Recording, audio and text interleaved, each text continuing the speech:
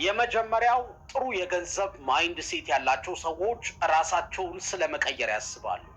ሁለተኛው ጥሩ የገንዘብ ማይንድ ሴት ያላቸው ሰዎች ገንዘብንና ደስታን አያገናኙም። አንዳንድ ሰው ምን ይላል? ገንዘብ እኮ ደስታ ነው የሚነጥቀህ፣ ገንዘብ እኮ እንደዚህ ነው ይላል። አንዳንድ ሰው ደግሞ አረ ገንዘብ ከሌለ ምን ደስታ አለ ይላል። ገንዘብ እኮ ደስታ ይሰጣል ይላል። ገንዘብና ደስታ አይገናኙም።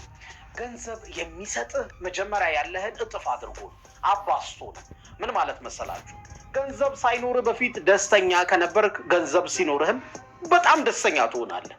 ገንዘብ ሳይኖርህ በፊት ሀዘንተኛ ከነበርክ፣ ጭንቀታም ከነበርክ ገንዘብ ቢኖርህም ጭንቀታም ትሆናለህ፣ ሀዘንተኛ ትሆናለህ። ሶስተኛው በጣም አስገራሚ ህግ ነው። የገንዘብ ትልቁ ስጦታው ነፃነት ይሰጥሃል። ምን ማለት መሰላችሁ? ገንዘብ ሲኖርህ የጊዜ ነፃነት ይኖርሃል። የምትወደውን የሚያስደስትህን ለማድረግ ነፃ ትሆናለህ። አራተኛው ጥሩ የገንዘብ ማይንድ ሴት ያላቸው ሰዎች ገቢ ስለመጨመር ገንዘቡን ስለማሳደግ እንጂ ያላቸው እንዳይጠፋባቸው አይጨነቁም። አይታችሁ ከሆነ ብዙ ጊዜ ያለውን ለማስጠበቅ የሚፈራው ብዙ ነው። አየህ፣ ስትፈራ አዲስ ነገር አትሞክርም። እንዴት ወጪ ልቀንስ ነው የምትለው።